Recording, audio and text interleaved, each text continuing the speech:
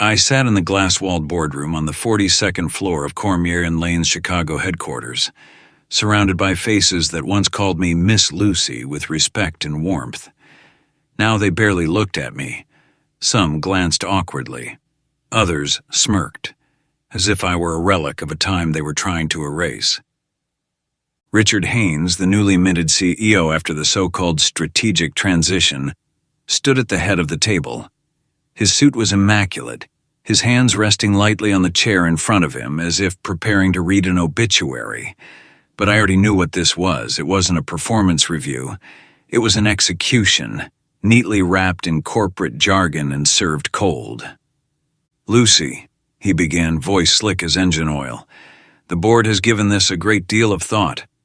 But we believe it's time for a fresh direction, a team with more energy and agility." He paused to adjust his silk tie, eyes never leaving mine. "We appreciate your years of service. Truly, but the pace of the market waits for no one." I didn't answer right away. My fingers idly turned the worn gold ring on my hand, my wedding band, a quiet reminder of the man I lost to the same cancer I was now fighting. My thoughts flashed to the countless late nights I'd spent alone at the office, the days I pushed through nausea and chemo brain just to finalize million-dollar contracts. I'd been with this company for 26 years. I started out in the records basement, filing papers under flickering fluorescent lights. No shortcuts, no favors. Every promotion, every project, earned with sweat, scars, and sleepless nights. I wasn't the chosen one. I was the one who stayed when others ran. I built this department. But now, to them, I was just an aging liability, with a thinning hair and a slow gait. A woman past her prime. "I'm not sure I understand," I said quietly, my voice steadier than I felt. "We just closed our highest-performing quarter in company history.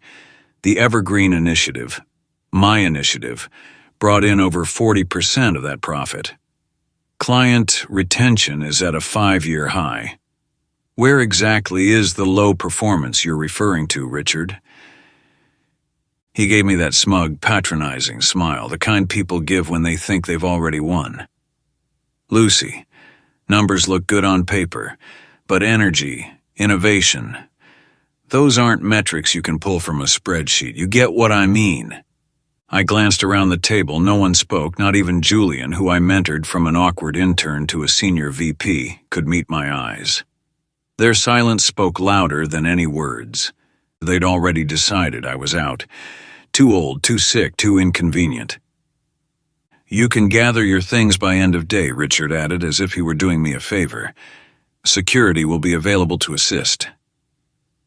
I stood, still calm, not because it didn't hurt, it did in ways I can't fully describe, but because I had been ready for this moment long before it arrived. What they didn't know, what no one in that room knew, was that over the past decade, I'd quietly acquired a controlling interest in this company, piece by piece, share by share, through trusts and small holding firms that never had my name on the door. While they patted me on the head for staying in my lane, I was building one of my own. And what they especially didn't know was that I had a plan. I walked out of that boardroom without a word, but inside I was already whispering to my father, the man who taught me never to show weakness to people who mistake it for permission. "It's time, Dad. Let's show them what a woman past her prime can really do." 3 months earlier, when my oncologist confirmed the cancer had returned, this time more aggressive, more invasive, I knew the clock was ticking. Not just on my health, but on everything I had worked decades to build. Still, I returned to work the very next morning wearing a wig that didn't quite match my old hair and makeup that couldn't fully hide the gray pallor under my eyes. I wasn't fooling anyone, not really, but I also knew they weren't going to say it out loud, not yet, and at least not until Richard had gathered the right votes. He'd been circling since the funeral, hovering just close enough to seem respectful, yet always angling, always calculating. My father, Franklin Norwood, had built Norlane Capital from a backroom loan brokerage in Detroit into one of the most respected investment groups in the Midwest. He believed in legacy, in building things to last, not just for the quarterly reports, but for the people whose pensions and futures depended on those ledgers. That's why he kept the Thompson Street Initiative alive even when the board labeled it non-essential. He said every company needed a conscience, and for years I tried to be that conscience. But with him gone, the knives came out. Richard had always believed I was just a sentimental placeholder, Franklin's aging daughter with a soft heart and a ticking clock. He didn't care that I'd tripled our retention rate in a single fiscal year, or that I'd led the expansion into green portfolio investments before ESG was a buzzword. To him, I was little more than an asterisk in a family business he wanted to rebrand in his own image. And so he did what men like him always do. He weaponized perception.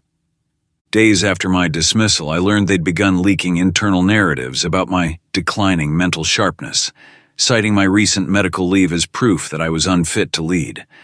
One report even hinted that my emotional instability following my father's death had jeopardized a multi-million-dollar acquisition deal. Ironically, a deal I had negotiated myself from a hospital bed.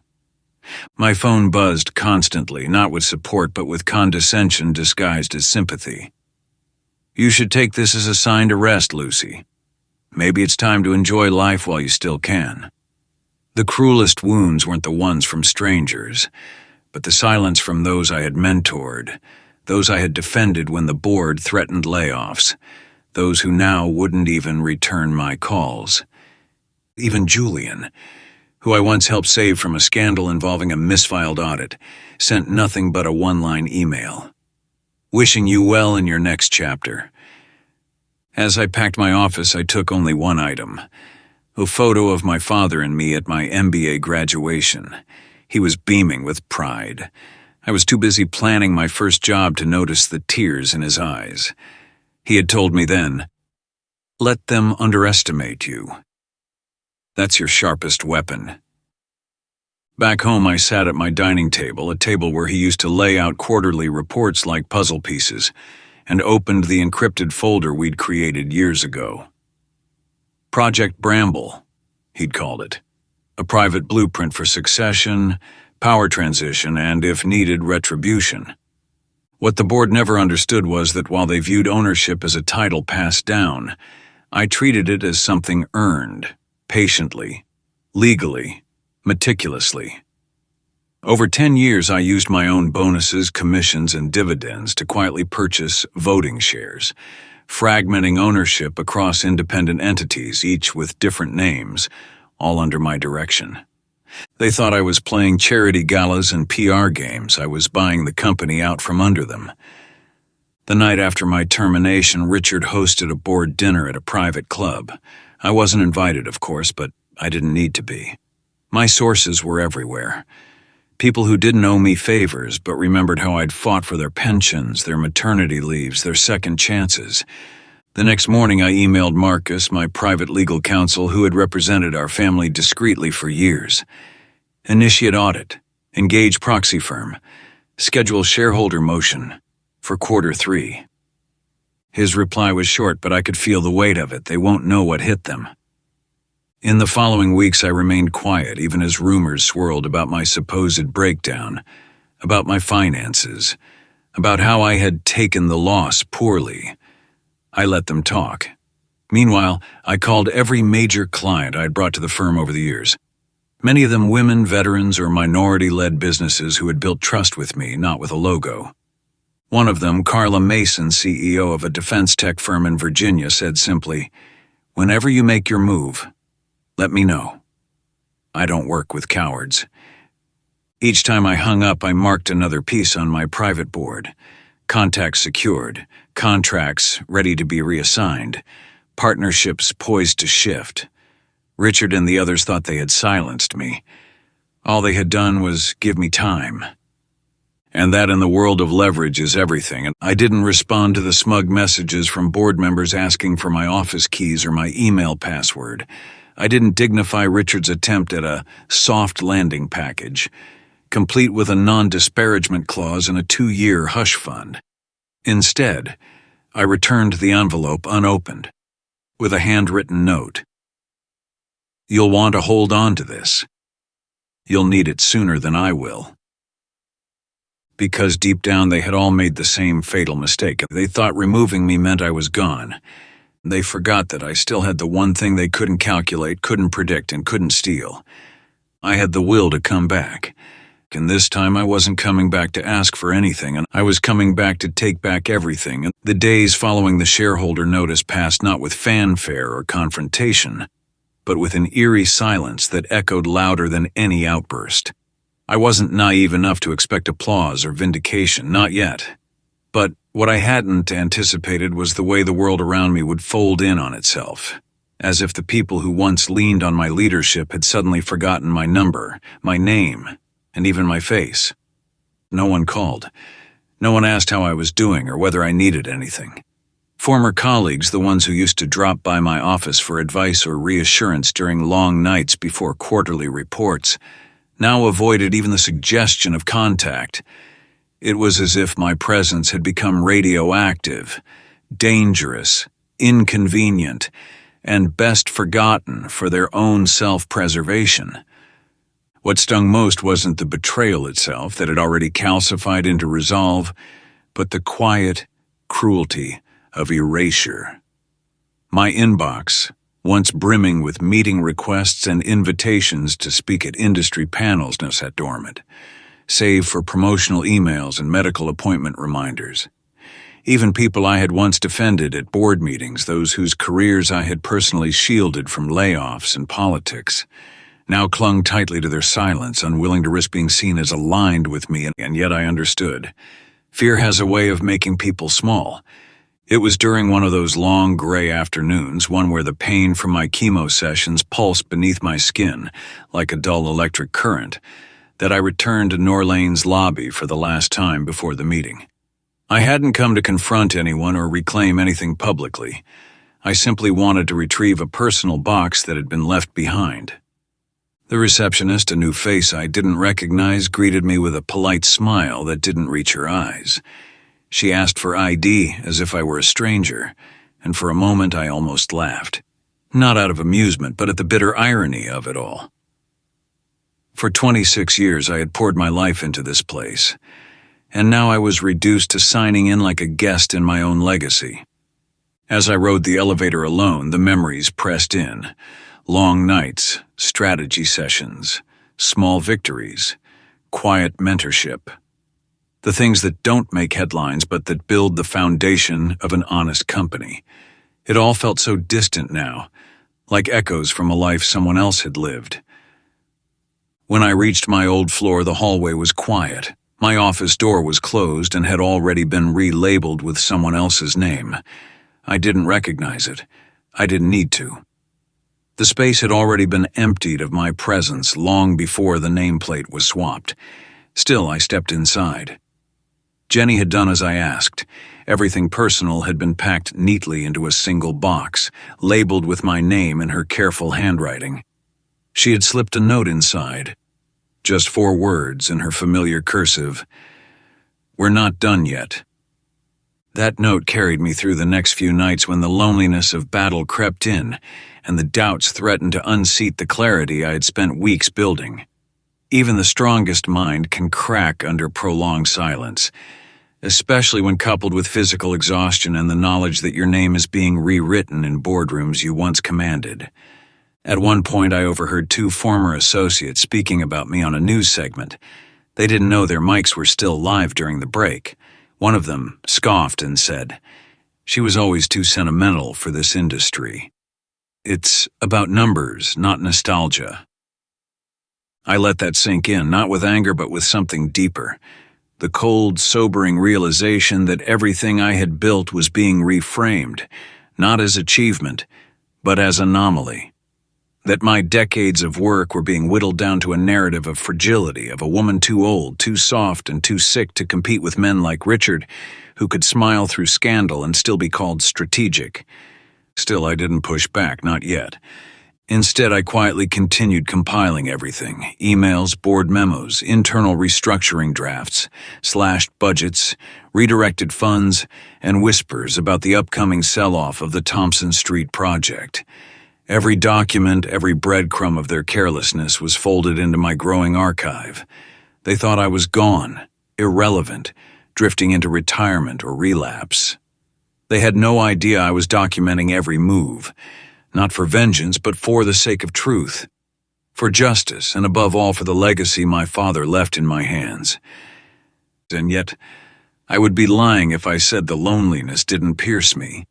There is something uniquely cruel about being seen as disposable after a lifetime of usefulness, of being regarded not as someone worth fighting for, but as a chapter best closed quietly and without disruption. The only calls that came regularly were from my oncologist, who reminded me gently about lab results, treatment options, and the importance of rest. But rest felt like surrender, and surrender wasn't part of my vocabulary.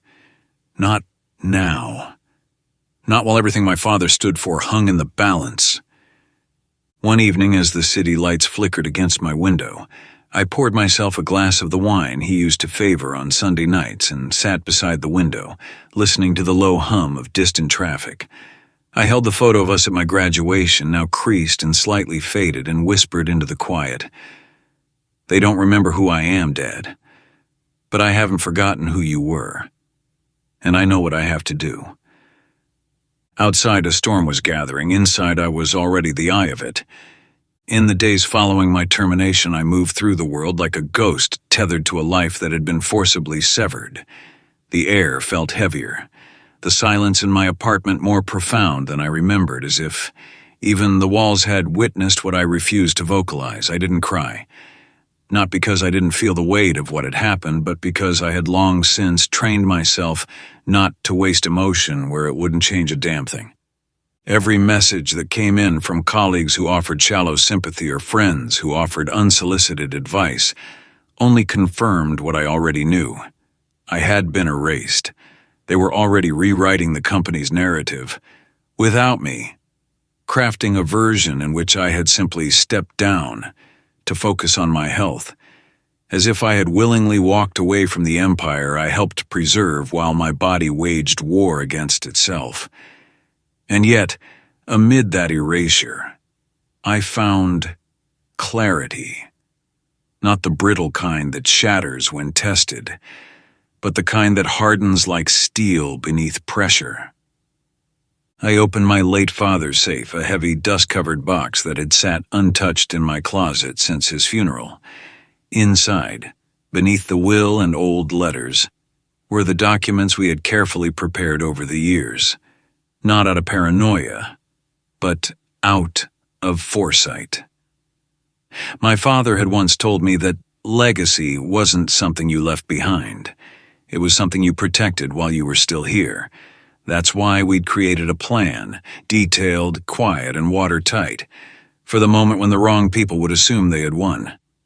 I powered on the secure laptop that had been kept offline for years, logging into the encrypted account linked to our network of holding firms. Every name, every shell company, every voting share was accounted for. Over a decade of meticulous planning, disguised as investments, bonuses, and reinvested dividends, had culminated into one irrefutable fact. I owned 68% of Norlane Capital, just shy of a full controlling stake, but enough to call an emergency shareholder meeting. They had underestimated me for so long that they forgot to check where the real power lay, not in the boardroom titles, not in the quarterly slides, but in the signatures beneath the equity contracts. I dialed Marcus Breyer, my personal counsel and longtime family attorney, whose firm had been quietly managing my interests under multiple trusts since I was in my 30s. His voice, calm and crisp even at dawn, didn't ask why I was calling. He simply said, "It's time then?" I answered with one word, "Begin." Within the hour, Marcus activated the full scope of our counterplan. Legal audits were requested, proxy disclosures prepared, and a formal letter was drafted to notify the Securities Governance Board that an emergency shareholders meeting would be called in less than 3 weeks. Meanwhile, I instructed a forensic team to gather evidence, not just of my dismissal, but of the backdoor dealings I had long suspected were bleeding the company dry from the inside. And while the legal machine whirred quietly in the background, I reached out to the lifeblood of the business, the clients. One by one, I contacted every account I had personally brought in, women who had battled their way into boardrooms, veterans turned entrepreneurs, small business owners who trusted me not because of my name, but because I'd always kept my promises. I didn't ask for favors. I presented them with facts, with transparency, and with a quiet reassurance that this chaos was temporary.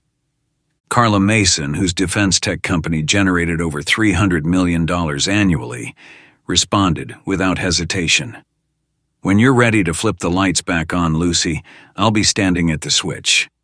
Her loyalty wasn't about business, it was about integrity, and I knew it wouldn't go unnoticed once contracts began shifting away from Norlane and into holding queues, legally stalled but strategically positioned. Back at the corporate offices, Richard was oblivious. He strutted through the halls, hosting champagne receptions and announcing restructuring initiatives that conveniently sidelined any department with institutional memory. He thought I'd retreated to some beach house or treatment center, quietly fading away like so many others who came before me. But what he didn't know, what none of them knew, was that I had never stepped away. I had simply stepped aside, long enough to let their arrogance bloom unchecked. As I watched from afar, I documented everything. Every client account transferred, every policy changed without board approval, every email leaked to the press attempting to recast me as a retired executive enjoying early peace. I wasn't just gathering evidence, I was building a case. Even Jenny, my former assistant, remained in place at Norlane, quietly forwarding internal memos and confirming meeting times. She'd been my father's secretary before she was mine, and she knew better than most that in this family, silence didn't mean surrender, it meant preparation. One evening, as I sat sipping chamomile tea instead of chemotherapy meds, I opened a message marked urgent from Marcus. The board, it seemed, was preparing to quietly vote on liquidating the Thompson Street project, the affordable housing development my father had spent 10 years fighting for, a project meant to give working-class families a foothold in a system that had all but forgotten them. Richard had called it deadweight, I called it my father's legacy, so I sent the signal. The next morning, before the vote could take place, a formal notice of shareholder petition landed in every executive's inbox. A board-wide audit had been requested. An emergency meeting was being scheduled. All communications were to be preserved, and every step was backed by legal authority they hadn't even realized I possessed. From that moment forward, they were no longer in control. I watched the panic ripple through the organization as the board members scrambled to make sense of the names behind the firms now calling for votes. They tried to trace them back, but every thread led to a different front, until, finally, they realized that all roads pointed to the same place. Me. The woman they discarded, the executive they labeled too sick, too slow, too sentimental. But what they failed to understand was that I had never needed their approval to rebuild what they tried to take from me. All I needed was time. And now, their time was up. It was just after dawn when Jenny called, her voice, usually measured and calm, trembled with urgency. "Miss Norwood, Richard's moving to sell the Thompson Street project today. He's called a board meeting. Off the record, no agenda." I didn't hesitate. Tell Marcus to proceed with the shareholder meeting notice. Activate full disclosure protocol. Today's the day. Though my body still carried the fatigue of radiation and the weight of too many sleepless nights, my mind was sharp, focused, and unwavering. I dressed deliberately, not in the soft knits and scarves I'd worn during treatment, but in a tailored black suit my father had once gifted me after my first solo negotiation. I pinned on his old tie clip, an understated silver compass, because even now, I needed to remember which direction was true. On my way downtown, my phone lit up with message after message, first from assistants trying to confirm details, then from board members using words like miscommunication and overreaction. They had begun to sense the shift, but they didn't yet understand the scale of it. Not until they arrived at Norlane headquarters that morning and saw the official notice of an emergency shareholders meeting posted in the main lobby, signed by counsel, with one name listed beneath the consolidated ownership: mine. Inside the boardroom, the tension was immediate. The usual smugness had vanished, replaced by shifting eyes, nervous whispers, and a palpable sense of dread. I stepped into the room, not as a visitor, but as the majority shareholder. And, for the first time in months, no one dared to speak first. I walked slowly toward my father's old chair, the seat they had stripped from me without ceremony, and sat down. No one objected. "I won't waste your time," I began, placing my hand firmly on the folder before me. "Effective today, I hold 68% of this company's voting shares, not through inheritance, not through favors, through earned equity, silent investments, and a long-term strategy you all failed to notice because you were too busy celebrating my departure." Richard opened his mouth to protest, but I raised a hand. "No interruptions, please. You've had your turn. This is mine." I projected onto the room's main screen a timeline of policy violations, expense report manipulations, and records of unethical restructuring tied directly to board member approvals, including the push to dismantle Thompson Street at the very heart of my father's community vision. I didn't raise my voice or deliver monologues. I simply let the truth unfold through documentation, backed by timestamps, contracts, and, where needed, signatures. "You didn't just terminate an executive," I continued. "You terminated integrity, silenced dissent, and violated the fiduciary duties entrusted to you by every stakeholder we serve." Jenny entered quietly, followed by Marcus and 2 members of our legal team, each carrying boxes of printed reports, sealed with audit evidence and third-party validation. I watched the color drain from Richard's face as he flipped through the pages. Figures he had assumed buried, conversations he had believed private, and transactions he never expected anyone to connect.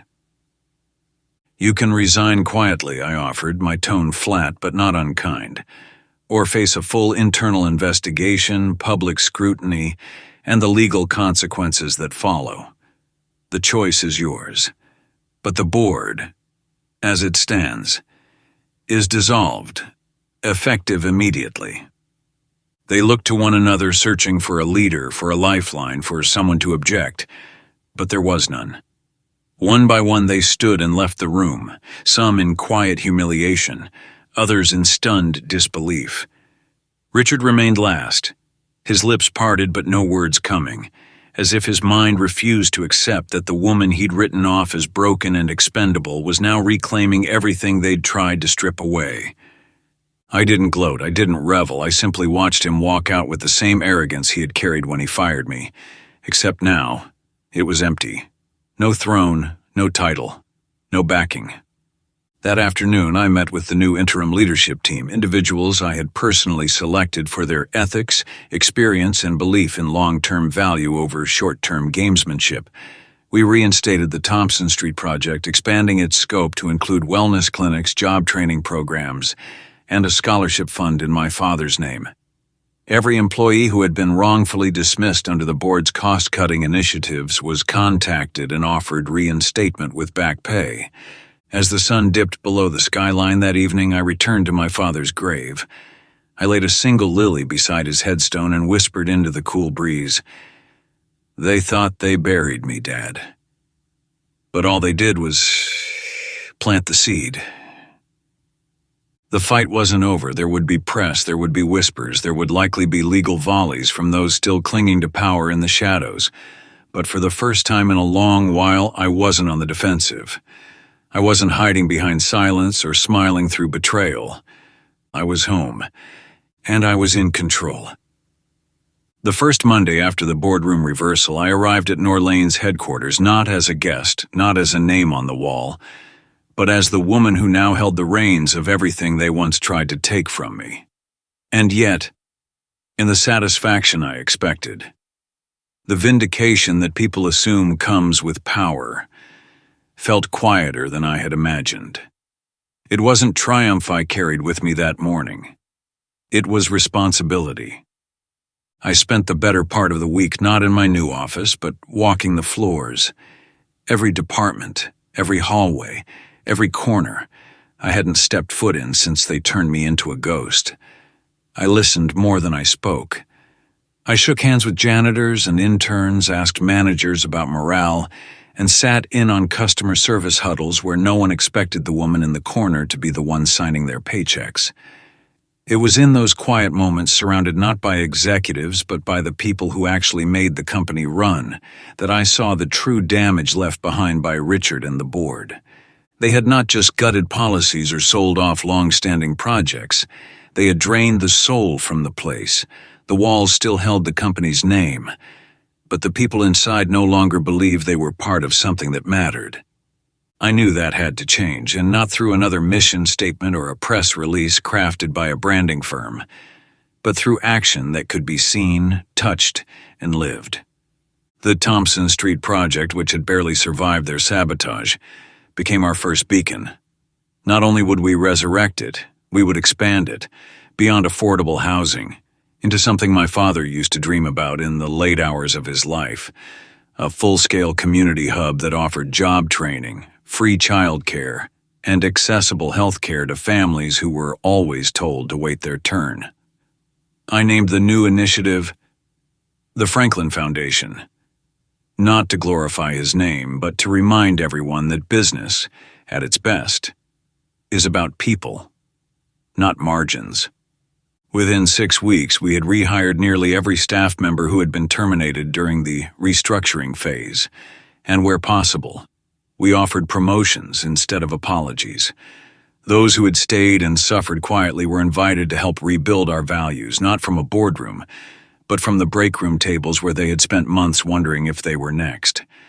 I made it clear in every conversation we would not return to the old ways, not even the ones I had once helped shape. We weren't just correcting mistakes. We were starting over with eyes wide open. What surprised me most during that time wasn't how eager people were to work again, but how deeply they craved being seen. A woman from accounting, maybe late 50s, pulled me aside after a staff town hall and said, "No one's asked me what I think in over 10 years. I forgot what it felt like to matter." That conversation stayed with me, longer than the ones I had with investors or lawyers, because it reminded me that dignity isn't just something you earn. It's something leaders are meant to protect, and as for our clients, the shift was immediate and powerful. Word spread quickly across industries that Norlane Capital had changed hands, not just in ownership, but in character. Clients who had once tiptoed toward the exit began renewing contracts, some doubled down.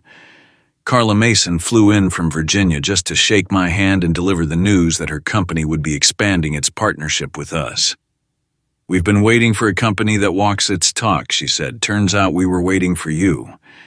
But it wasn't just about contracts or financial recovery. It was the first time I felt something I hadn't felt in years. Forward motion that came from something more than survival. It came from intention. Even the media, which had once salivated over my supposed downfall, began to circle back, first cautiously, then curiously. The headlines changed, slowly but unmistakably. "Once fired executive revives legacy project."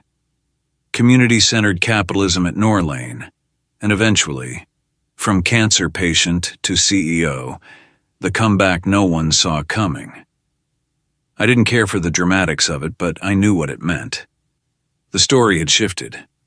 The most unexpected moment came when Catherine Haynes, Richard's ex-wife, reached out. She had once been the silent figure beside him at gala events, always composed, always graceful. Now she stood across from me in a quiet cafe. No makeup, no pretense. Just a woman who had also been underestimated too many times. "He's planning something," she told me. "He found out about the environmental testing from the Thompson site. He's going to leak falsified data. Make it look like you're covering up contamination." My heart didn't race, I didn't flinch, because in that moment, I realized something had shifted in me. Not just in title or stature, but in how I faced threats. I nodded, thanked her for her courage, and quietly sent a message to Marcus. Protocol. Delta. Immediate containment. The next morning, every major news outlet received a packet. Not from Richard's anonymous Dropbox, but from us. It included the real reports, third-party certified, with commentary from environmental engineers who stood ready to testify. We followed it with a public press conference at the construction site itself, where I stood not behind a podium, but beside single mothers and retired veterans already approved to move into their homes. When I announced that the Franklin Center would include a free clinic and tech training school, the crowd didn't just clap, they wept. Redemption didn't come in a headline. It came in the eyes of the people who had once been told they didn't qualify. And for me, that was enough. And exactly 1 year after they fired me, I stood on a small stage beneath a canvas awning, as sunlight filtered through spring leaves and laughter echoed across the grounds of the newly opened Franklin Center. It wasn't a grand stage, just a platform of reclaimed wood, set in the courtyard of the very project they once tried to destroy. But to me, it felt like standing in the heart of something larger than victory. Hundreds had gathered, families holding keys to new homes, volunteers offering free health screenings, children darting between garden beds where strawberries had just begun to bloom. Behind me, the bronze plaque bearing my father's name had just been unveiled, and though I'd rehearsed a speech, I no longer needed one. Because what mattered most didn't live in words, it lived in the moment. In the front row, I saw Jenny, now chief of staff, with tears in her eyes as she held the hand of her granddaughter, a child who would grow up in a world reshaped by the decisions we made when no one believed in us. Beside her sat Carla Mason, nodding as I looked out across the crowd, silently acknowledging what we had built, not for revenge, but for renewal. And then as the last notes of the ceremony music faded into applause, someone approached me quietly from the side. A young woman, barely out of business school, her posture careful, but her eyes unflinching. She introduced herself as Natalie Haynes, Richard's daughter. "I know who you are," I said gently, unsure of what would follow. She looked down for a moment, then back at me with a vulnerability that reminded me of another version of myself, one who had once stood in a boardroom, determined to prove that she was more than a last name. "My father never thought I was cut out for this world," she began, voice steady but soft. "But I've been following everything you've done. How you handled the press, how you rebuilt this place, how you refused to disappear. I was wondering if there might be a place for someone like me. Entry level. No favors." I studied her face, not because I doubted her, but because I saw in her the complicated beauty of legacy. How sometimes the redemption doesn't come through those who wronged us, but through those brave enough to grow beyond them. I smiled. "When can you start?" Later that evening, I returned to my office, my real office, reclaimed and redesigned not to project power, but to invite collaboration. On my desk sat 2 photographs, one of my father and me at my graduation, the other taken just this morning, showing the first families unlocking their front doors at the Thompson Street homes. Outside, the city moved as it always had, fast, indifferent, relentless. But inside these walls, something had shifted. We weren't just a capital firm anymore. We were a community catalyst. We weren't built on profit margins alone, but on compassion, integrity, and the unshakable belief that it's never too late to do something right. My phone buzzed. It was a message from Marcus. "FBI closed the investigation. Charges are moving forward." Richard pled not guilty. Classic. I stared at the screen for a long moment, then placed it face down. The justice system would handle him now. My work was elsewhere. I stepped out onto the balcony just as the sun began to set. The same city skyline that had once looked so cold and unreachable now seemed softer, less like a wall, and more like a canvas. Somewhere below, families were cooking dinner in kitchens they had waited their entire lives to afford. Somewhere, a single mother was applying for one of our scholarship programs. Somewhere, a man in remission, like I was taking the first deep breath of a future he thought had already been written off. And as I stood there, the wind carrying the faintest scent of lilacs, I whispered something I had carried in my heart for too long. They thought they ended my story that day, but all they did was write my beginning. And if you've ever been underestimated, overlooked, or told your time has passed, know this: your worth isn't measured by the people who walk away when it's hard. It's defined by what you choose to build when no one's watching. If this story moved you, share it. Someone out there might need to hear it today. Subscribe for more real-life stories of justice, resilience, and the quiet power of never giving up. Welcome to the Underdog's Revenge.